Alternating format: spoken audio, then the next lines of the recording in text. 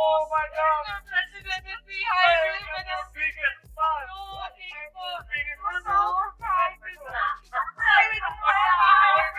Oh my God! Thank you so much, sir. Ayon sa mga ulat, nakakuha si Alex Ela ng honorable mention feature sa People Asia Magazine.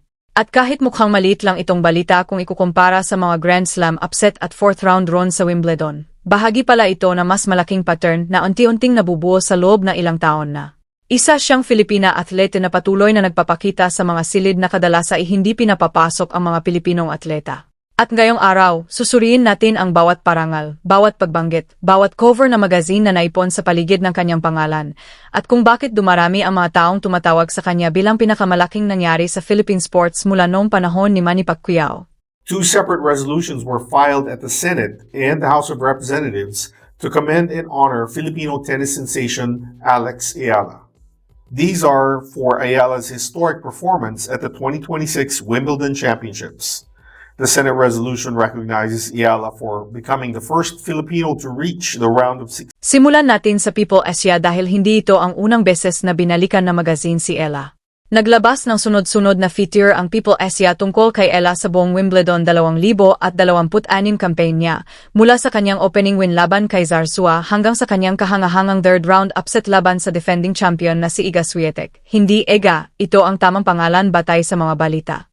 Pero ang mga binanggit ng People Asia ay isa lamang entry sa mas mahabang listahan ng recognition na sumasabay kay Ella sa loob ng maraming taon na. At dito na nagiging mas malaki ang kwento kaysa sa tennis lamang. Noong 2021, isinama siya ng Tatler Asia sa listahan nitong Asia's Most Influential People, 4 na taon bago pa man makilala siya ng mga karaniwang sports fans sa labas ng Pilipinas. Ito ang uri ng maagang pagkilala na nagpapahiwatig na pinagmamasdan na siya ng mga insider bago pa man siya naging household name dahil sa Wimbledon breakthrough. Pagkatapos, noong Abril 2025, ginawaran siya ng Philippine Embassy sa Madrid ng Premier Stanglow Trophy bilang pagkilala sa kanyang kontribusyon sa pagpapalakas ng relasyon ng Pilipinas at Espanya, isang parangal na may kinalaman sa kanyang training roots sa Rafa Nadal Academy sa Mallorca. Isa itong paalala na ang epekto ni Ella ay hindi lamang nananatili sa loob ng tennis court. Naging tunay siyang cultural bridge sa pagitan ng dalawang bansa at napansin ito ng mga institusyon sa magkabilang panig. Patuloy na dumami ang mga parangal noong 2026. Isinama siya ng Forbes Asia sa kanilang 30 under 30 list, particular sa sports and entertainment category, bilang pagkilala sa mga milestone tulad ng pagiging unang Filipina na tumalo ng 2 top 10 opponents sa isang tournament sa Miami Open, at pagiging unang Filipina na nanalo ng Grand Slam singles main draw match sa US Open. Hindi lamang siya kasama sa listahan, siya pa ang naka-headline dito, namumukod tangi sa halos 4,000 kandidato na sinuri sa buong Asia-Pacific region. Ang Poxy Pinay tennis ace Alex Ayala sa inilabas na 30 under 30 list ng Forbes Asia sa ilalim ng entertainment and sports category. Napabilang si Alex sa mga under 30 years old na Asian personalities na gumagawa ng breakthrough. At pagkatapos ay dumating ang Wimbledon mismo. Ang sandaling naging dahilan kung bakit ang lahat ng naunang mga pagkilala ay naging isang ganap na pambansang kapanapanabik na usapin. Noong Hulyo 13, 2026, umabot si Ella sa career high world ranking na number 28, na naging pinakamataas na ranggo na naabot ng isang Pilipino sa kasaysayan ng WTA Tour.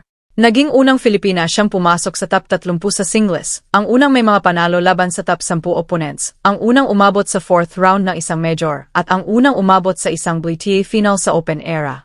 Sa parehong araw, personal siyang binigyan ni Pangulong Ferdinand Marcos Jr. ng Presidential Citation sa Malacanang Palace, kung saan pinuri siya nito bilang kumakatawan sa kanyang mga salita sa pinakamagagandang katangian ng mamamayang Pilipino.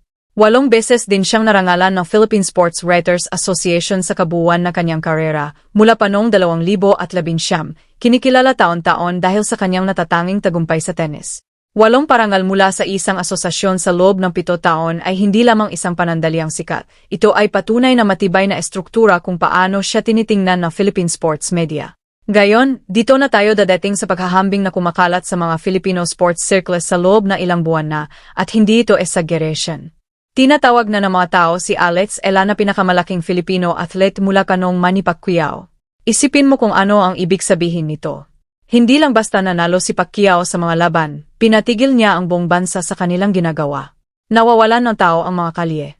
Bumababa raw ang crime rate tuwing may laban siya dahil ang lahat, literal na lahat, ay nakaupo sa harap ng telebisyon. Iyan ang benchmark na tinutukoy dito. At hindi lang basta-basta nanggaling ang mga paghahambing na ito. Habang nasa Wimbledon ron si Ella, may mga watch party na sumibol sa buong Pilipinas na direktang inihambing ng mga tao sa dating mga Pacquiao Fight Night gatherings. Tinawag pa siya ni Senador Ping Lacson bilang detoxifier. Para sa bansa, isang taong may kakayahang mabuklod sa isang bansang matagal nang nahahati, kabaya ng ginawa ni Pacquiao noong kanyang kasabsagan. At sa isang full circle moment, sinabi mismo ni Ella na si Pacquiao ay, sa kanyang mga salita, super inspiring bilang isang atleta. Ibig sabihin, hindi lamang gawa-gawa ng mga komentator ang paghahambing na ito.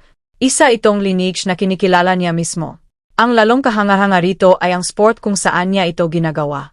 Ang boxing ay palaging may malaking sumusuporta sa Pilipinas, kaya sa isang banda, si Pacquiao ay umangat sa loob ng isang sport na sadyang sinasabik na ng bansa. Ang tennis naman ay hindi kailanman nagkaroon ng ganong klaseng infrastructure o grassroots culture sa Pilipinas. Gumagawa si Ella ng ganap na bagong audience mula sa wala, ginagawang isang bagay na sinusubaybayan ng buong bansa sa alas 2 na madaling araw ang isang sport na dati minimal ang domestic investment, panonoorin lang para sa center court coverage mula sa London. Kaya saan na tayo dadalhin ng People Asia mention na pinag-usapan natin sa simula? Isa lang itong maliit na sinulid sa isang napakalaking tapiserya na kinabibilangan ng Forbes, Tatler, ng Philippine Sports Writers Association, ng Presidential Citation at ngayon, ang isang muling isinulat na Blitier Record Book.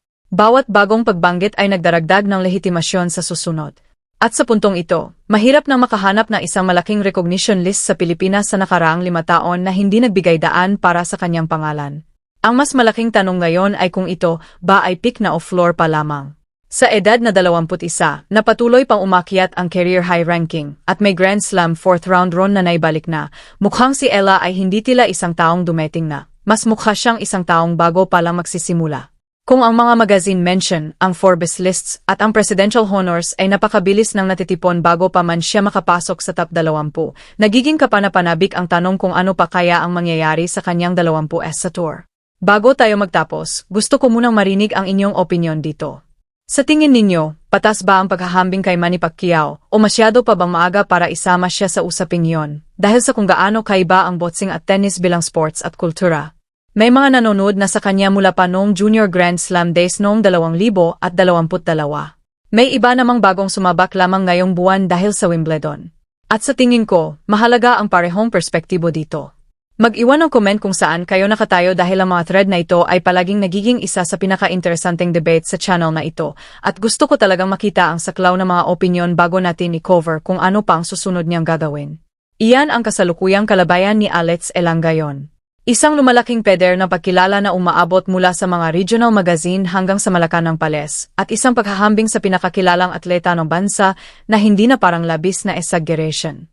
Siguraduhin nakasubscribe kayo para hindi kayo maiwan sa susunod na update dahil sa bilis ng kanyang takbo. Malamang may bagong headline pa bago pa man matapos ang buwang ito.